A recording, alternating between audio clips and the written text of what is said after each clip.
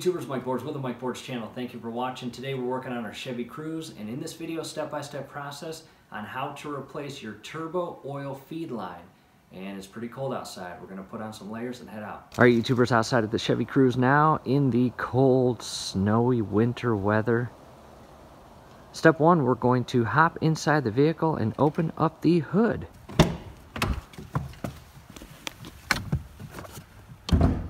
Hood is now open, and the next step, very important, let's cut all electrical power to the engine. Safety first. You have this little clip here. Go ahead and release that and raise it up. You've got an additional clip right here. And on the opposite side, you have one additional clip down below. And once you get that off, 10mm nut here. You do not actually have to remove it all the way. Just loosen it to a point where you can pull that negative cable up off the connection lead. And what I want to do is set it in a location and position where it's not going to hop back and make contact with the lead during the project. From here, we'll direct our attention to this heat shield. And what we recommend, no ifs, ands, buts about it, let this car sit in the off position for a minimum of 3 to 5 hours. And that is because this heat shield gets very, very hot, and we actually have to remove it. And what we did is we allowed the actual car to sit inside the garage overnight. And we are going to remove the 2 upper bolts here, and there's one additional bolt right there. And to do so, go to your local AutoZone and purchase this Duralast 9-piece external torque socket set. Let's go ahead and open it up. Went ahead and open up the package, and our specific size is E10. As you can see there, it's a star pattern. And again, remove the 2 upper bolts and that lower bolt right there.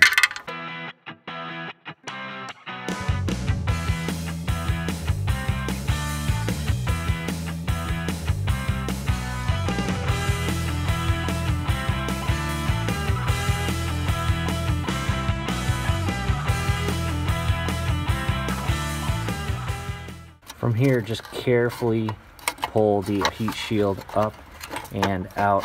Again, very important, this piece gets extremely hot when your engine is running.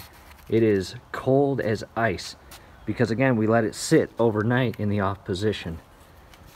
And once you remove that heat shield, the part is right here. We have a torque bolt here. It feeds the line behind this portion of the manifold, comes back out here, and inserts and secures itself here. To make things a little easier, I went and grabbed an extension and the same E10 socket down and loop onto that bolt right down there and carefully remove it.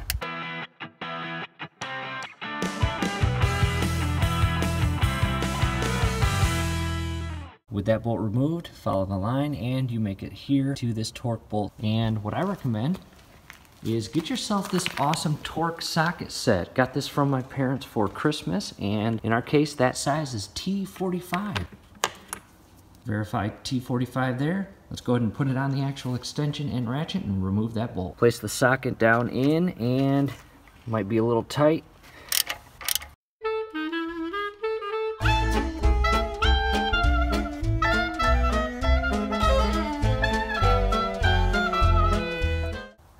And the actual bolt is not going to come out of the part from here. We can pull this part out of its little insert there and carefully maneuver this through. Might be a little bit of oil that leaks out. However, there's the part. Let's go set it in a safe spot. At this point, I've got the new part in a bag. This is a GM only part. Unfortunately, you cannot purchase this at your local AutoZone or O'Reilly's. The GM part number 2519-8546. Only $40.51. Let's go ahead and open it. All right, new part is out, and there's the comparison between the old part and new part. Same shape, however, just a few upgrades or additional items added to the new part over the years. Take a look at this. This is a heat shield wrap, and that basically protects the actual line from the excessive high heat coming from the engine. The old design did not have it, and as you can see, not really sure if you can see it, however, take a look at that. This line has been badly burned and badly hit with heat.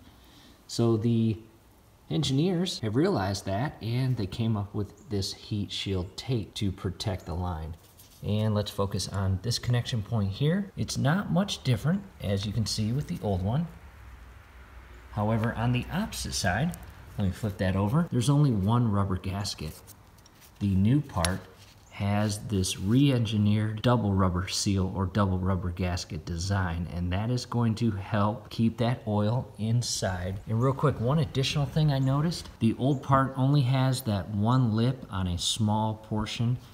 However, the new part has a solid ring all the way around the actual fitting. So a lot has improved with the new part. Hopefully it'll work a lot longer and last a lot longer than the old part did. Back at the engine, and let's take a look at the connection hole here. As you can see, there's no signs of leaking, no oil buildup or burning oil around that actual insert. All the leaks are coming from that fitting right there. Look how dirty it is. We are going to spend a couple minutes, grab some shop towels, and clean all that up. Just be careful. You don't want to actually put oil or debris inside that hole. Clean all this up. Took a few minutes and cleaned up, and a lot of that oil is on there to stay, unfortunately, but I got a lot of the loose grime out of there. I did that because once I start the engine after replacing this part, I want to check for leaks. Next, I have some of the old oil, and what I want to do is actually lubricate these rubber seals. And you don't want a lot, just enough to get the actual rubber gaskets a little wet. Just like that. Now it's time to insert the part. Make sure that the gaskets are there. Careful as you maneuver this in the same way you took it out. Just kind of hop this little part there. And what we're going to do first, because if we inserted that portion into its actual insert, it'll create too much tension on this. So kind of get it in position and hand tighten this bolt. The last thing you want to do is cross thread this. It should go in very, very smoothly. At this point, adjust or shift this portion in. You're going to have to kind of muscle it in place and push until the rubber seals are inside the actual insert. Just like that. Make sure that's flush. From here, come back over here and hand tighten it all the way down. Again, do not cross thread this. This should go in very, very smoothly. Again, the T45, and we're going to tighten this down. Do not over tighten it. You do not want to snap that bolt in the engine. From here, I'll change bits and secure that lower E10. And the E10, again, before inserting that, make sure that that fitting is flush. Carefully insert this. Try not to drop it. It's a small little bolt. And hand tighten it in. Again, do not cross thread. These bolts should go in very smoothly. And once it has tension, grab that E10 socket and ratchet and secure it. Do not over tighten it. At this point, the new part is installed. Now let's go grab the heat shield for situational awareness. The heat shield has those two upper bolts that go there and right down there. Once I align the actual heat shield with the holes, I'll insert the bolts. And just like I mentioned earlier, do not cross thread these bolts. Hand tighten them. They should go in extremely smoothly. I know I'm hitting that home. May be annoying you, but extremely important. You don't want to cross thread. Very smoothly, all three bolts.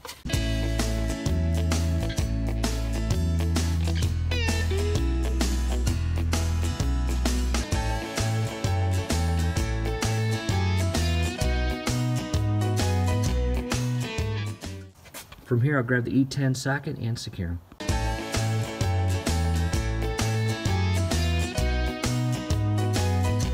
After installing and securing the heat shield, let's go and reconnect the negative terminal to your battery and secure this 10mm nut.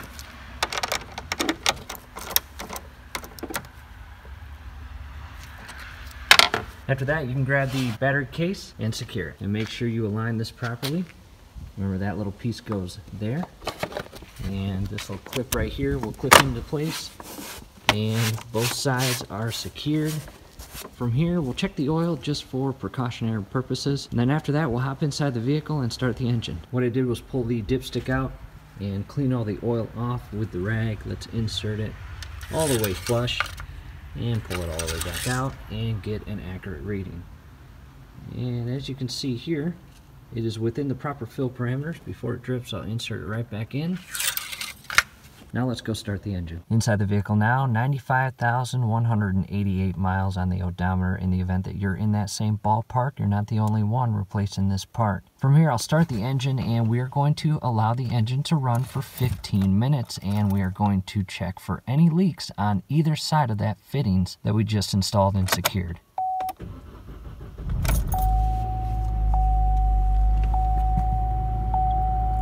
Back out at the engine and check for leaks.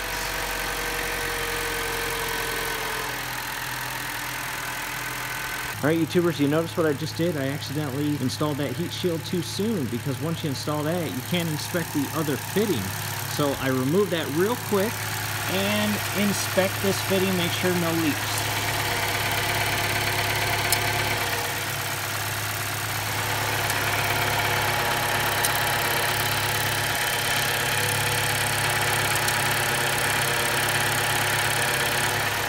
Alright YouTubers, good update. Let it run for about 20 minutes, went inside, got warmed up, had a cup of hot chocolate, and from here I'm going to allow it to sit in the off position and cool off. And then what I'll do is install that heat shield.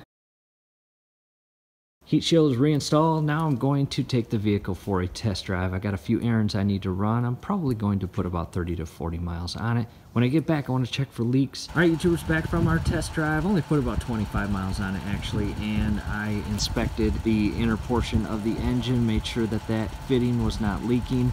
Also got underneath the engine and made sure that there were no leaks. I actually parked it right here for about 10 minutes with it running, and then just reversed it back. No oil spots on the ground, which is awesome. Hopefully this helps you YouTubers. Do us a favor below the video. You will see that thumbs up icon. Click on that, like the video, subscribe to the channel. Definitely go to your settings, turn on your YouTube notification bell. Hey, once you do that, every video that we upload, you will be notified. You will be able to stay up to date with us, and that will be awesome. Thanks again for watching, YouTubers.